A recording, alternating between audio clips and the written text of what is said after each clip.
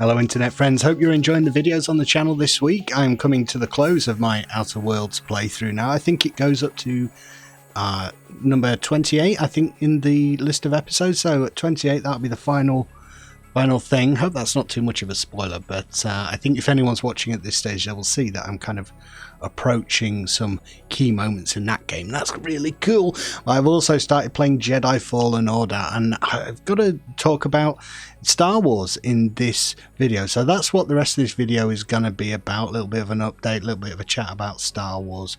I can't talk about the things I want to talk about without spoilers, so this is your warning. This is going to be spoiler filled regarding the Jedi Fallen Order and also the Mandalorian, so be warned.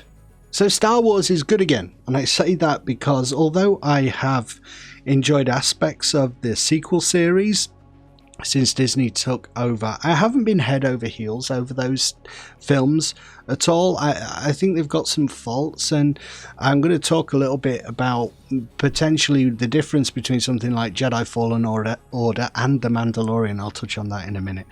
That for me make all the difference. But yeah, like I say, the sequel Star Wars movies, they have good and bad points. And I think I've nailed it down, basically, the things that have not gripped me in the sequels. And it's basically the three central characters. And I think this applies to a lot of fiction. If you don't connect with somebody at the core of the story, then you're not going to kind of you're not going to connect with the story, whatever the hell it's about, whatever universe it's in. If it's a genre that you're a fan of, science fiction, which I am, if you don't connect with the central characters, you're not going to get a lot out of that story. And for me, I connected with Rey or Poe or Finn, and it's not because Rey is a woman, it's not because Finn is black or anything like that, which sometimes in today's climate is kind of leveled at you. If the person that you don't particularly like is of a different gender or a different race, you're racist, you're a misogynist. No, I'm not.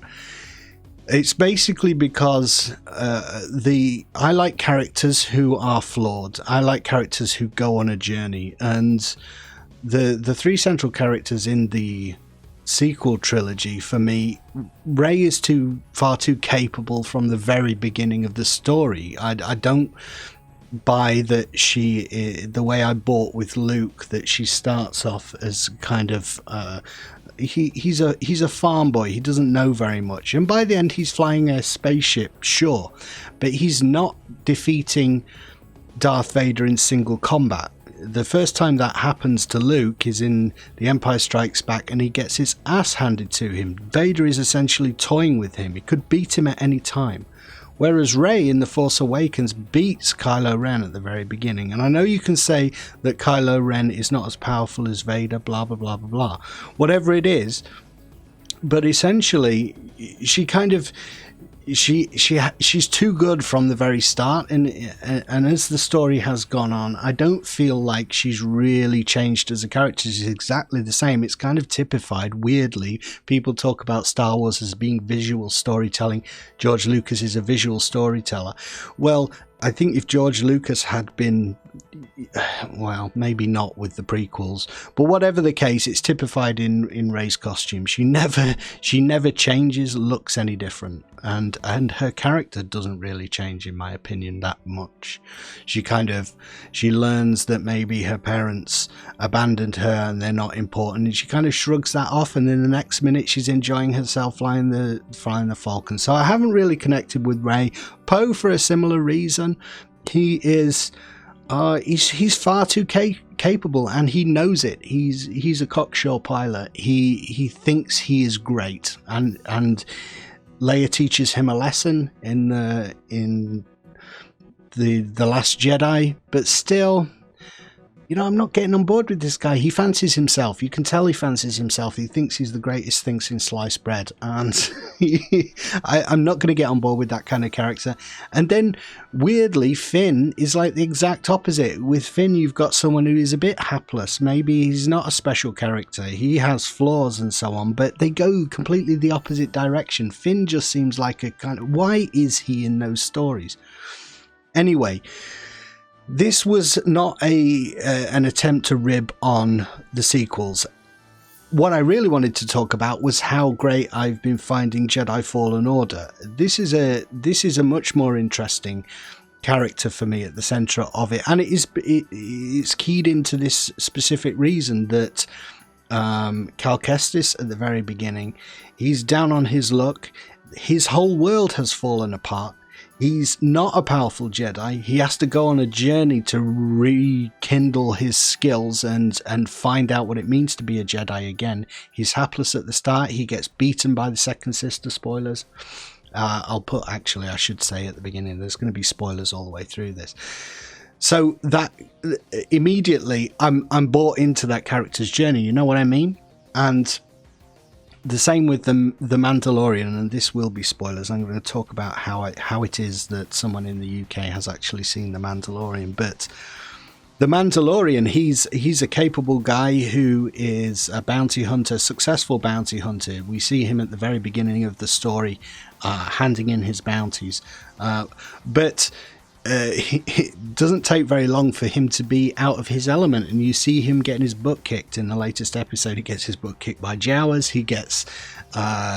He's nearly killed by a monstrous reek style creature and stuff. So he again is a character that you can get on board with because he has a journey, he has a story to go on. I really don't like these characters who are too good at everything, and these two new licenses, these two new properties really do it for me. I really can buy into the journeys of these two central characters, and it's really great because I've been a little bit lackluster on Star Wars for the past few years. I've never hated the sequels, and I have to admit to being part of the backlash towards the prequels, although my opinion of the prequels has changed over time. And I was a massive prequel fan. You ask me any of the names of the guys in the prequels, I will know them, the Neimoidians, and what kind of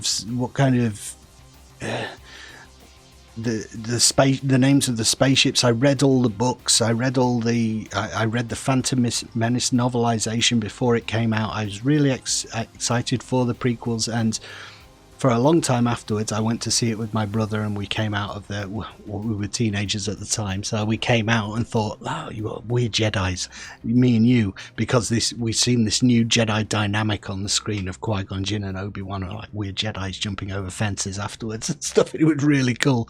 And then gradually over time, the flaws of the prequels, yeah, they're not quite as good as the originals, and the sequel films have not been as good for me as well. So I'm just really happy there are two good Star Wars licenses that have come out in recent years, in the last week or so, really, that have rekindled my interest in the franchise, and I'm really excited for The Mandalorian to talk about some of the things in that have impressed me the most.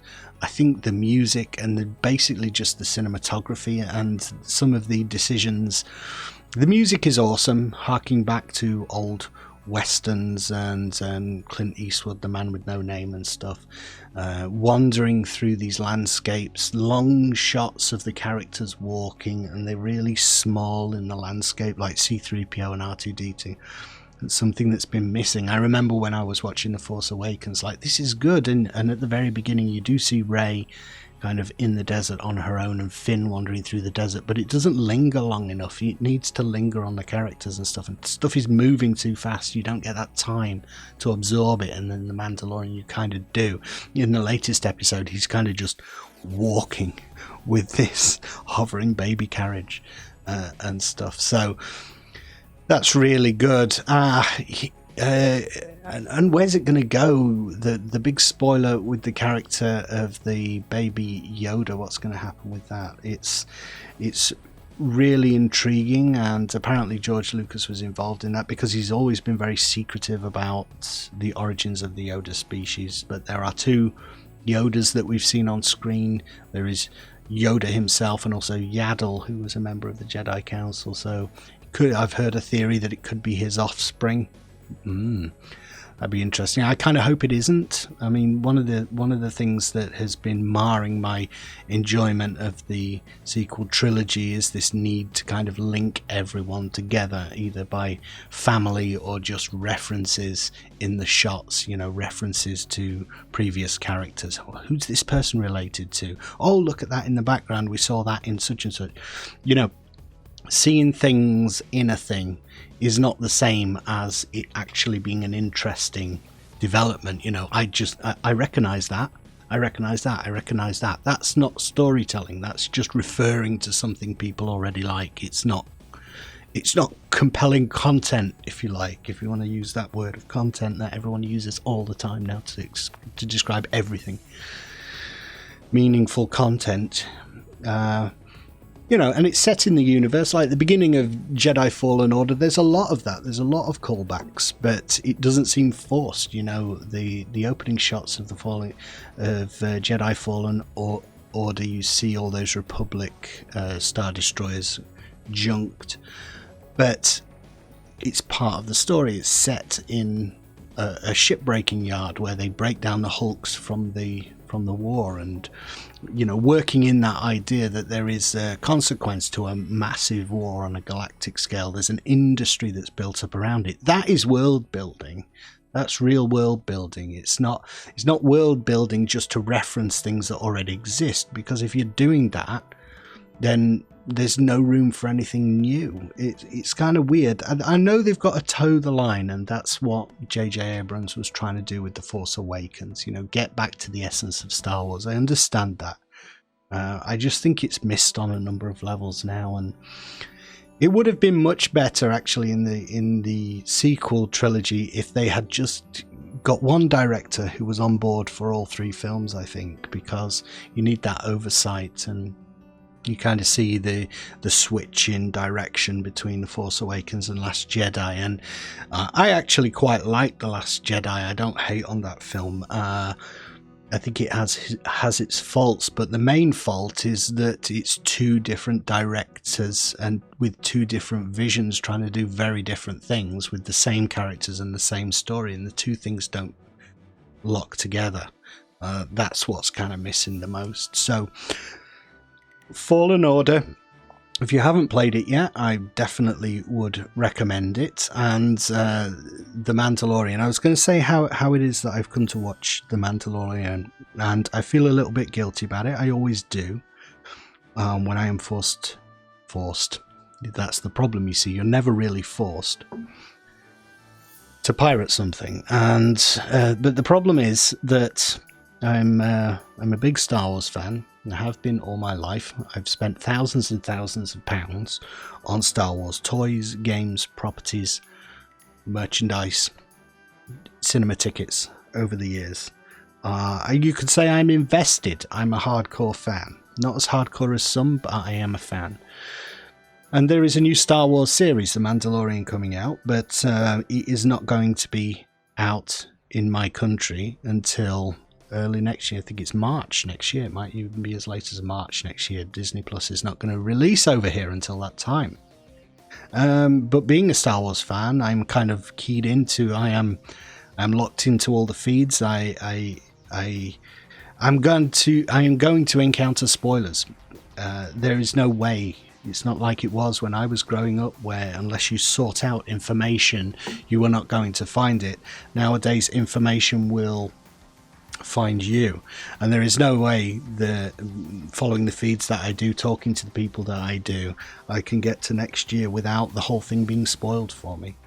So I opted to download it and to watch it. I'm not proud of it, but I feel like, and I don't feel it's justified, but I hope Disney Plus will survive, given that I have spoiled it. And I understand if you disagree with that decision.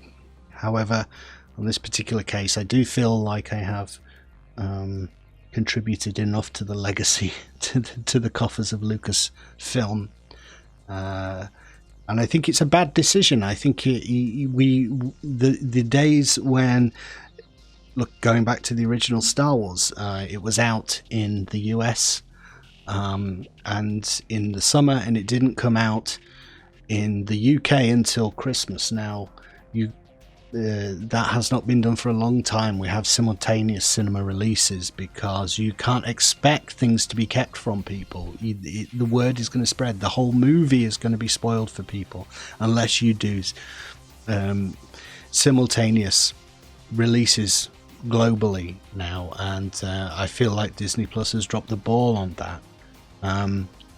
When I get the opportunity to pay for Disney Plus, I will do, to ease my conscience, I think.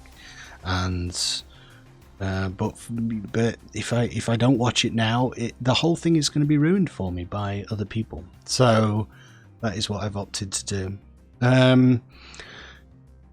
But a great series, and I kind of feel bad, but it's awesome to watch, and drawing on Star Wars tropes, but also expanding the universe, and that's what you really, really want, isn't it? All right, thank you for listening to this, my ramble about Star Wars and so on. I will see you in the next videos, as I say. Going through Fallen Order at the minute, really enjoying it. And we'll see how that pans out. Do join me for that series. I'll put a link, and if you're unaware of where it is, and I'll see you next time. I'm burping so much because I've been talking. I've been gabbling so fast. That's what happens. Bye.